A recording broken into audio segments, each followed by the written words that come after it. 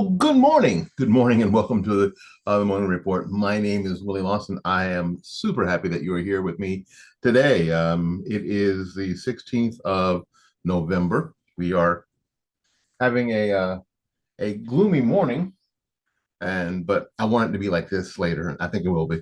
Uh, the two stories today are related, are very much related. Um, it has a lot to do with this whole LGBTQ, mostly the T. Is Dave Chappelle does this great bit where a lot of the LGB are riding in the car and they're driving down the road and they pick up the Q and the Q is okay, but they don't want to pick up the T because the T is hard to deal with, very hard to deal with, and we're learning. And I don't know if I can say this, but I'm going to. How about that? That's me. That I think, and I think, and I don't think I'm alone in this, is that the T has created a lot of disunity and disharmony in the LGBT community, in the lesbian gay community, in the gay community. Because I think, I think personally, I think that a lot of people know that some of these people are either mentally ill or just pretending. And when you're trying, I mean, when you're just trying to live your best life however you can, and you're not pretending, you're really sexually attracted. You're a woman who is sexually attracted to women and has been, and you are a man who is sexually attracted to men. And now there's this person who says that they're actually a female when they are so not. I think everybody's having questions. I think everybody's having questions. And this whole overturning of the apple cart is destabilizing to a lot of things.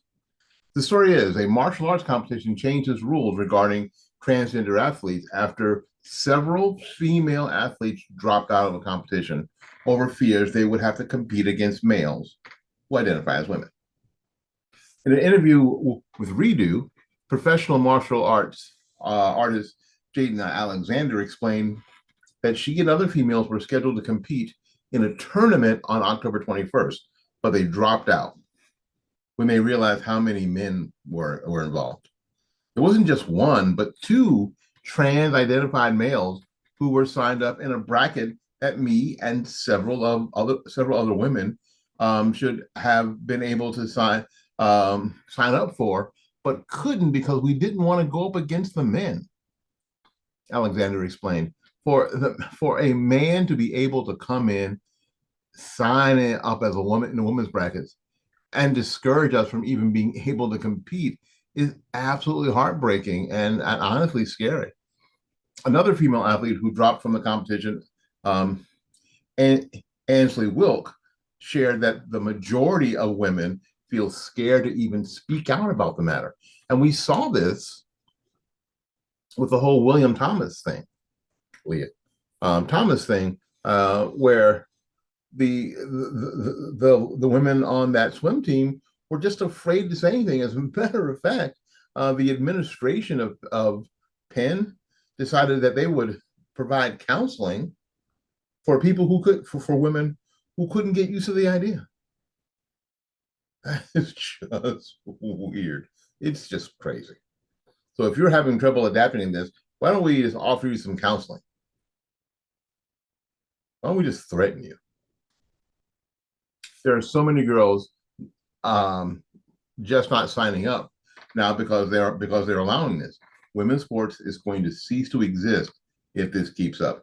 Medals, belts, records, money are all going to be stripped right away from women. And this is what, I don't know. If you have the answer to this question, just go ahead and write it in the comments. Where is the National Organization for Women? Where are not National Organization for Trans Women, which are men? I'm sorry if you're sporting around junk. If you're swinging, you're a dude. Um, where's the National Organization for Women? Where are all these organizations to protect girls? Where are they? Why are they weirdly, bizarrely silent? Huh? I don't know. And Redo pointed out that one of the males, Carissa Griffith, took home 4 medals in a women's category in a tournament on October 21st. The tweet shows multiple female athletes dropped out of the women's martial arts tournament last week after being matched up to fight against trans-identified males. They didn't want to fight dudes. So in one of the women's competition, the only this is horrible. The only people that were in that division were 2 dudes. Are you kidding me? It's these 2 dudes. Those were the only people left were these 2 guys in a women's division. Ah, no, something something is going to have to change. I don't know what it is, but something is definitely going to have to change. And somehow these women who have spent their lives basically, as from little kids to now competing, growing their sport, are now supposed to just go, yeah, I got to fight a guy who says he's a girl. And I can't say anything about it because if I say anything about it, I'm a transphobe or I'm a bigot. I think we're just going to have to get back to, and it may be, I don't know, it may be as simple as this. I don't care what you say about me. I happen to know who I am. I just happen to know who I am. So whatever you say about me is unimportant. Whatever you call me is unimportant. Whatever you call me is water off a duck's back. Call me whatever you want. Just don't touch me. Just don't break the law. Outkick noted that another male transgender athlete, Cordelia Gregory, came in second place in the competition. Two guys won this division in this Brazilian jiu-jitsu competition. There were two competitors. They were both dudes. They're both, I was going to say biological males, the only kind of males there are. The level of Dadaism is off the chain. Incredible. Reportedly, the North American Grappling Association claimed that its policy was to inform females if their competitor was a biological male. However, no enforcement of the policy appears to be taking place. Riley Gaines, of course, who competed against transgender swimmer Will Thomas, commented on the matter. In the name of inclusivity and feminism, males are brutally beating up women and being awarded for it. And we see, and we saw this in the UFC. I mean, these dudes are getting in there and they're beating these women up in these combat sports. And the rest of us are just supposed to be quiet about it. We're just supposed to be quiet about it. We're not supposed to comment on it. We're not supposed to say this is wrong. We saw the video of the volleyball player who spiked the ball into a girl's head and gave her and cracked her skull open because he's a boy. He's a growing teenage boy who is much stronger than a growing teenage girl. Yes, not every boy is stronger than every girl. We know that. We're not stupid. But generally speaking, women aren't as strong as men, generally speaking. And especially when you start talking about world class athletes. Not that Will Thomas is a world class athlete, because truly he was mediocre to sucky swimmer with males, but because he's a dude, yes, he was stronger and faster than almost everybody on the girls' team, where he was aggressively average on the men's team. Hmm. So as of October 28th, the North American Grappling Association revised its transgender athlete policy again. We will have divisions for only, I love this, cisgendered females. That is, the terminology is infuriating. So you already have divisions for women already. And then it says transgender females will not be entered these divisions. So you're not going to let males enter the women's division, which is all you're doing, and which is all you should have ever done. Transgender females or males must compete in the men's division. We hope that the simplicity of this revive, just the simplicity in that policy. Here's the policy, North American Grappling Association. Here's the policy. We have women's division that will contain women. We have men's division that will contain men. Men may not sign up to compete against women. Thank you. Please and thank you. Enjoy your day.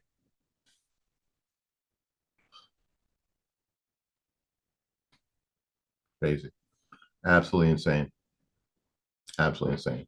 All right, we're going to take a very short break to let my friend Jeff Dow talk to you about something I think is extremely important that you need, especially if you're in the Tampa Bay area, that you need to participate in. And when I say Tampa Bay area, I mean Pinellas, Polk, Southern Hernando, Pasco, Hillsboro, and Manatee. That you need to participate in. It'll be a good thing. Promise you. We'll be right back. What's going on, Tampa? Jeff Dow from JD's Pressure Washing here again, and we wanted to share something really cool with you that we're going to be doing that you can be a part of. Tampa is home to 21,000 veterans. We all love our vets, and being one myself, we wanted to find a way that we could give back. So here's what we're going to do. For every 10 jobs that we do that are $300 or more, we're going to do one veteran home for free. Now, when I say home, we're talking house wash, driveway, sidewalks, and perimeter fence if they have one. So I need your help with exposure on this so that we can get the jobs that we need, as well as the veteran homes to clean, which is going to be a total surprise for them. We're going to show up, knock on the door, and let them know right then and there in the moment what it is that we're going to be doing for them. It is going to be pretty cool. And here's a bonus offer for all of you who help us with this. We're also going to offer 15% off all cleaning that's over $300, just to say thanks. So if you could do me a huge favor, like, comment, and share this video so that we can get the word out and start cleaning homes of veterans right here in Tampa. All right. Welcome back. Appreciate you being here. Yeah, really, if your house needs pressure washing or your driveway, and now is the time to do it. Really is, before the springtime time comes. Now is the time to do it. Here in our area, except for like today where it's raining, we are entering our dry season, and it's a great time to get your house painted and that kind of stuff. Get all spruced up, ready for spring, and it's a way to help veterans. It's a win-win-win, baby. It's a win-win-win. You got to do it. We got to do it. It's a win-win-win. All right. There are certain people or kinds of people or people who participated in certain activities that, frankly, we put up on a pedestal. We do. I'm gonna move this camera a little bit if you guys don't mind. Make my life just a little bit easier. There you go. Ooh, look at that. Movies are short.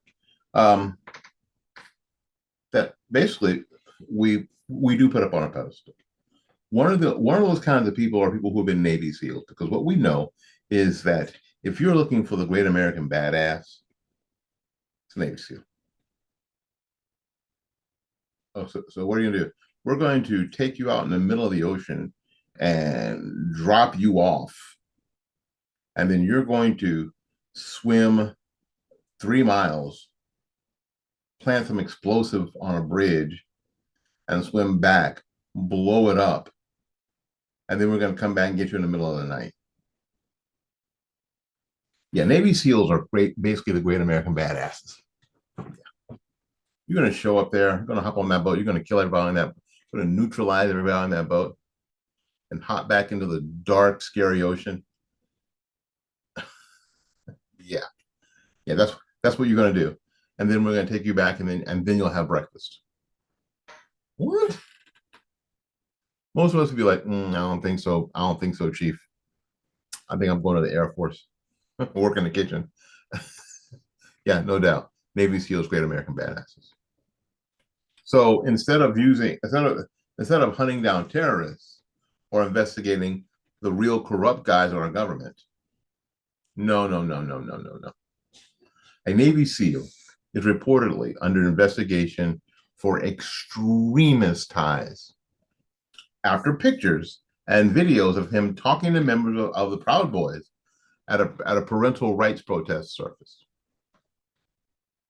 According to military.com, Chief Special Warfare Operator Bryce Henson, who also goes by the pseudonym Ben Richards, is facing relentless attacks against him following allegations that of possibly participating with or supporting extremist causes. Henson has drawn attention to himself for standing up against the left's woke indoctrination of children through classrooms. He has participated in several parental rights protests and has pushed back on LGBTQ reading materials found in schools. While sailors are always allowed to exercise their rights and freedoms of speech and assembly if they follow the law and policy restrictions, participation with hate or extremist groups of any kind is contradictory to the core values of the Navy and is not tolerated by the Navy Special Warfare. That Special Navy Warfare said in a statement to the Daily Caller, a news foundation. Now, that's okay. Except what are we now calling extremists? We're calling not, I mean, so somebody saw him talking to some Proud Boys who were at this thing. Okay. But they're mad because this dude's pushing back against the LGBTQ agenda that is permeating public schools. That's what he's pushing back against. And because you're doing that now, that is cavorting with extremists. That's extremist behavior. You know, when you don't want your third grader to be read to by drag queens or have available basically pornographic material on how to masturbate, the ins and outs of anal sex. You don't want your fourth grader to have access to a book that talks about the ins and outs of anal sex, and because of that, you're an extremist. You want parents to have, to be able to have some say in, what happens to their kids 7.5 hours a day. That makes you an extremist. That makes the great American badass Navy SEAL an extremist. We need to start paying attention, friends. Henson described himself as the founder of the SoCal Parent Advocates, a pro-parent group opposing critical race theory, radical gender ideology, and vaccine and mass tyranny. This dude's an American. In 2021, the Pentagon created new guidelines for service members that ban them from participating in so-called extremist activity. Rules that say that advocating widespread unlawful discrimination based on gender identity or sexual orientation fell into that category. So if you don't want in your school district for your kid the things I just described, that puts you, according to the Pentagon, in extremist, as an extremist activity. We better, folks, friends, we gotta stop being afraid. First of all, we gotta stop being afraid. I mean, that's the thing. Most people aren't saying anything or doing anything because they're afraid. Because the pushback is brutal. Nobody wants to be called a transphobe or bigot or you know or homophobe. Nobody wants to be called any of these names. I get it. But the reality is that most of us don't give a rat's butt what grown-ups do. It only became a problem with most people when you start exposing their children to it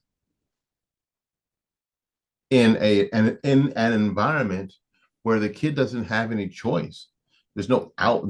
There's no way to get out. It isn't like a conversation that some kids are having in a lunchroom where your kid could just get up from the table and walk away. Or in the park where these conversations are taking place where your kid could just go, I'm gonna go home now. Mm-mm. Or even the group text on the phone. Your kid is in a classroom 7.5 hours a day, and these concepts and these things are being promoted by the adults, the teachers, and your kid doesn't have any way to escape.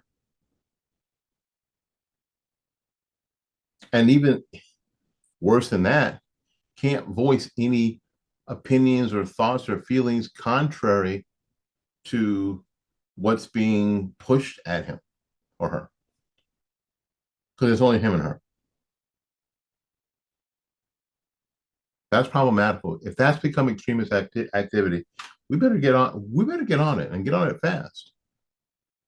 We better get on it and get on it fast. SoCal parent advocates released a statement on Henson's behalf, applauding his efforts to help parents under attack, calling him a dedicated, responsible father and hero. In August, Henson attended an LA rally at his daughter's school while wearing a Dad Army t-shirt, leading roughly 150 people to protest LGBTQ plus school policies. We believe that, here's what they said, we believe there's a radical indoctrination system that has seeped into academia and now into K through 12, Henson told the LA Times.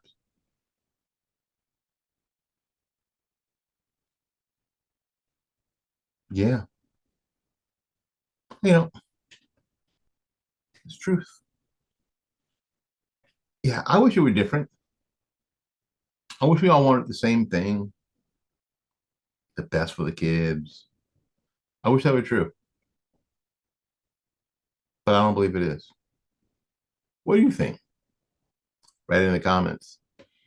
Send us an email at fightbackmedia@gmail.com, fightbackmedia@gmail.com, fightbackmedia@gmail.com. I'd love to hear what you think. All right, we got to get out of here, make room for someone else. So until we see you again, go out there and learn something, love somebody, and for goodness sakes, from the bottom of my heart, I'll take care of yourself. We'll see you when we see you. Bye-bye now.